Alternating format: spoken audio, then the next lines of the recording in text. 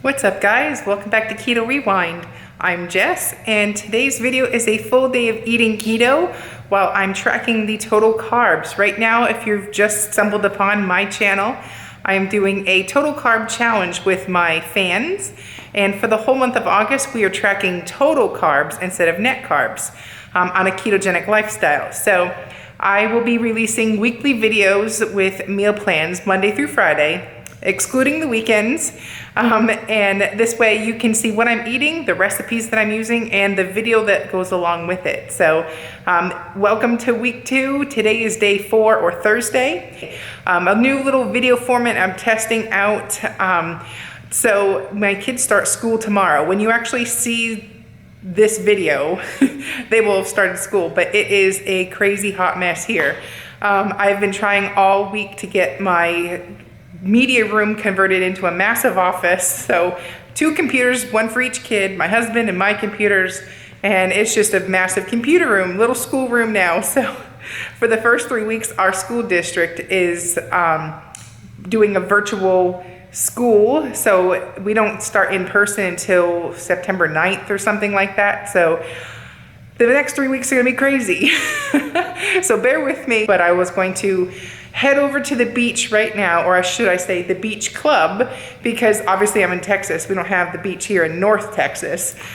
We're missing the lake, but our neighborhood community pool is a beach where it's like a concrete pool with a beach outer perimeter. So it's the closest thing to the beach that we get, and we wanted to have one last day of playtime before school starts. It's like the never-ending spring break, right? For those of you that are parents with kids in school right now during this time, it's the never-ending spring break. But anyways, I'm gonna go head off to the pool with my kiddos, and we'll be back here in a few. I just want to show you what I'm packing. I have a big water jug here, and I put, because I'm fasting, 2 scoops of the Ultimate electrolytes. So, and then my kids, I put just 1 squirt of the Stir water flavoring. So this way when they're at the beach and they're thirsty and all that stuff. There's my 2 beach girls ready to go to the beach? Yeah. All right, let's go. Okay, so it's my afternoon coffee time. The coffee I had from this morning that I just put in the fridge. So in my Yeti cooler. I'm using Equip Collagen today. This one is also unflavored. I get a lot of questions on which flavor or what brand I like better. Perfect Keto and Equip are owned by the same company. So the main difference between the two is the Equip doesn't have MCTs. It's just collagen, where the Perfect Keto does have the MCT oil. So I personally love them both. In the morning or something, I would prefer the Perfect Keto because it's got the MCT oil to give me a little kick. But overall, taste-wise, they're the same for me. So I use them both. So being that it's my afternoon, I'm just gonna put 1 scoop of the unflavored collagen. And also, I like unflavored collagen better than flavored because I just don't like sweeteners in my coffee. That's just my personal preference, and it also keeps me eating keto cleaner. So the next thing I'm gonna do is add 2 tablespoons or 30 milliliters of heavy cream.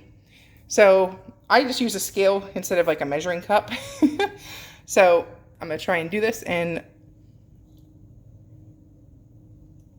all right, so that should be 1 ounce, should also be 30 milliliters, so that's 29, close enough. So now I'm just gonna take my milk frother and blend this up and then add my ice. Okay, so usually I don't have a straw in there. I should have taken the straw out, but you can see how easy that it just dissolves. You don't taste it. It is unflavored. It just makes your coffee creamy. And that's how I like my coffee. So that's as easy as, how I make my coffee. And now I'm just going to add ice, and that is it. All there is to it. All right, well, it's time to make dinner. Tonight's dinner is going to be stuffed burgers, or if you've seen previous videos of mine, I call them wolf burgers. So this is something that we've been making forever, and I've always called them wolf burgers. So, but they're essentially just a stuffed burger. So I have a hamburger press here that I'm going to try out and see how it does for stuffed burgers. And then I'm going to show you step by step how I'm doing it. So I'm going to flip the camera around so you can see what we're doing, and basically how easy it is to make a stuffed burger. And then we're going to have sauteed kale like a garlic sauteed kale for dinner, and that's gonna be made on the stove top or in a fry pan. And it's so delicious and yummy. So let me turn the camera around and show you how I'm making dinner. Okay, so what we have here, I'm gonna stuff my burgers with boars and cheese. I like to use boars and cheese because it's like a cream cheese with like some, chives and garlic and spices.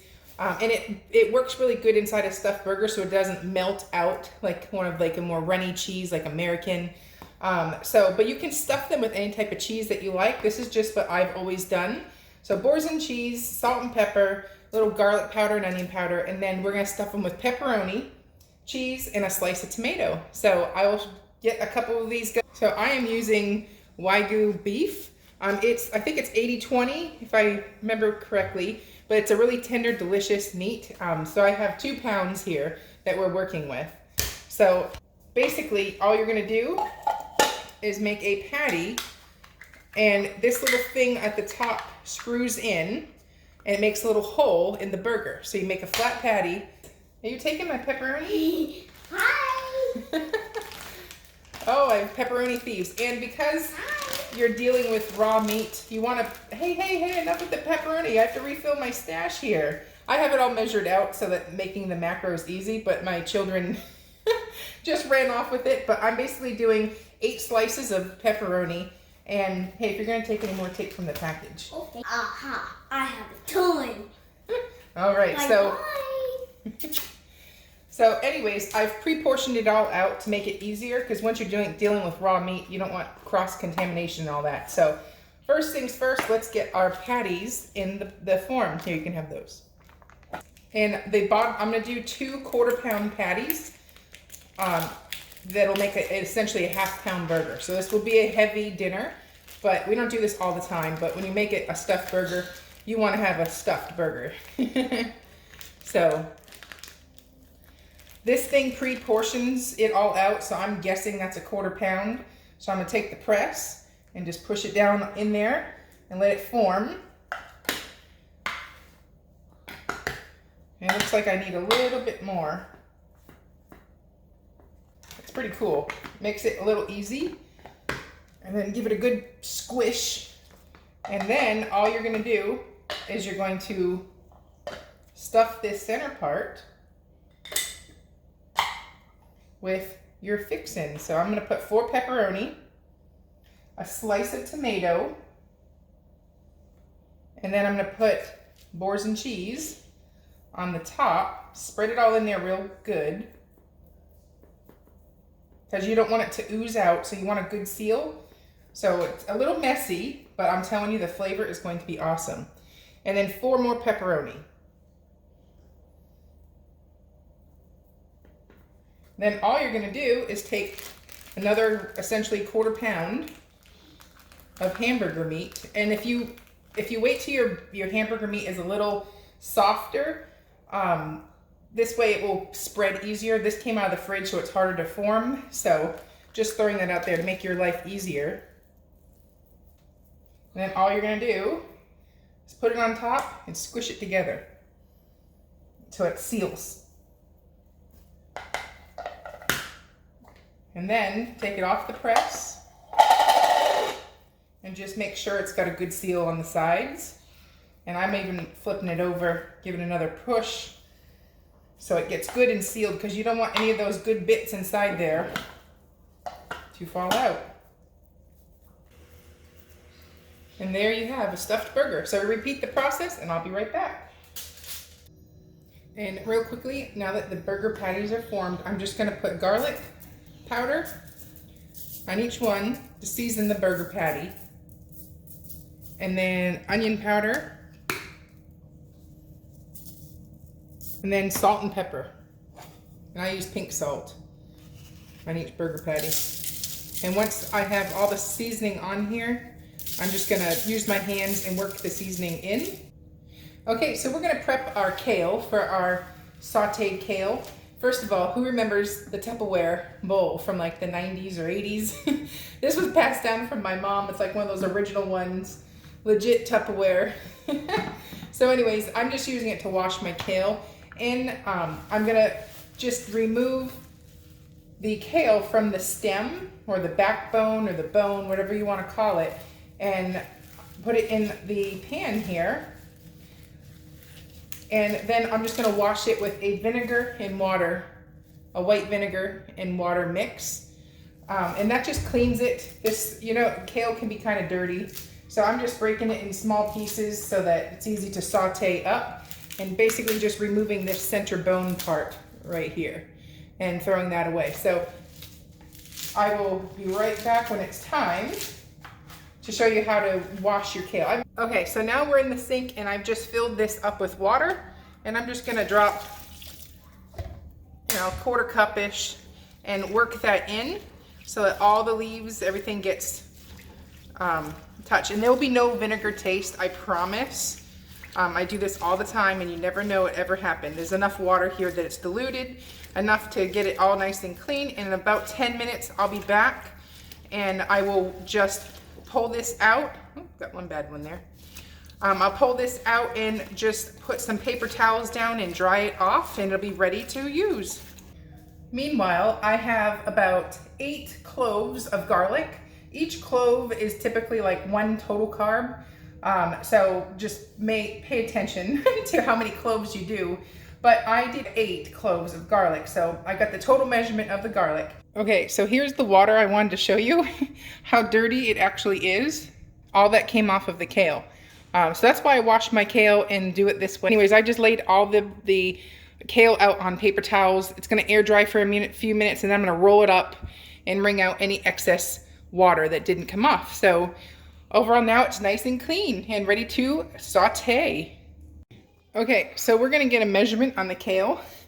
It's 12 ounces of kale. This is gonna cook down a ton. It's like kind of like spinach. It starts out as a lot, but it's gonna cook down. So it looks like a lot, but because it's so leafy, it doesn't weigh a lot. So, but write down the 12 ounces of kale and 8 cloves of garlic. And that's so far what we have going in here. Next, we're gonna just put this on the pan, on the stove, and just let it steam.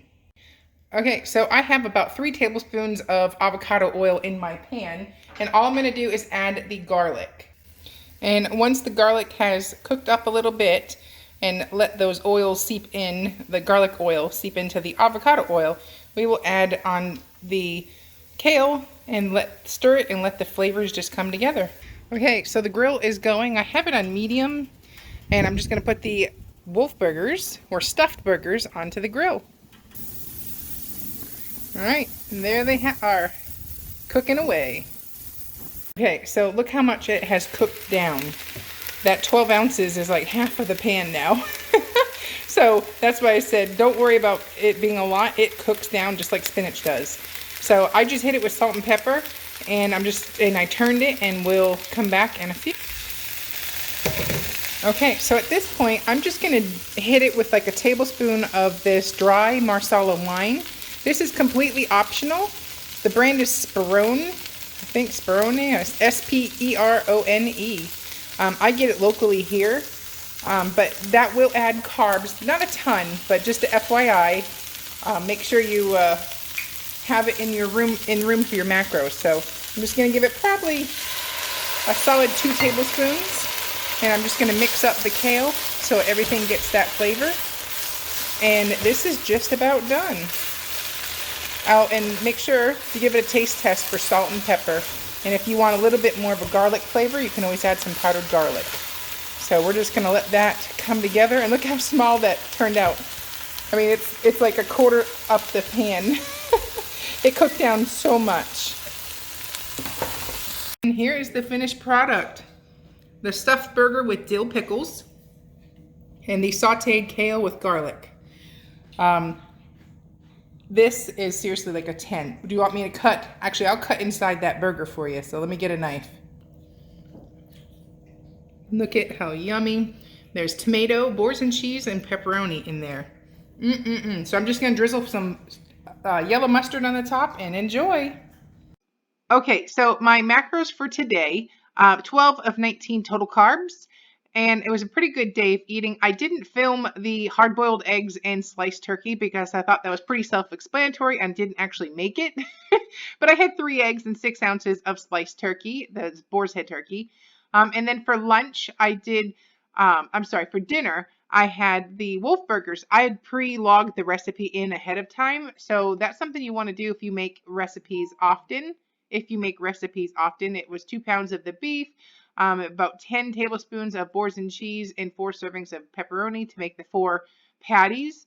And I ended up having half of a serving because it was too filling. Which is a good thing. You listen to your body. You don't have to eat the whole thing. So Kyle and I ended up splitting it, one full burger, and that one I think the raw weight was a half pound anyway, so that was quite a big burger. So it's easy to split it. And then the next thing I did the sautéed kale and garlic. That one made 4 servings. I had 1 serving of it, and that was the 12 ounces of raw kale, 8 cloves of garlic, and 3 tablespoons of the oil. So I had a serving of that. My kids loved it, by the way, and then I put pickles on top of my burger, and I didn't log mustard because it's pretty much pointless.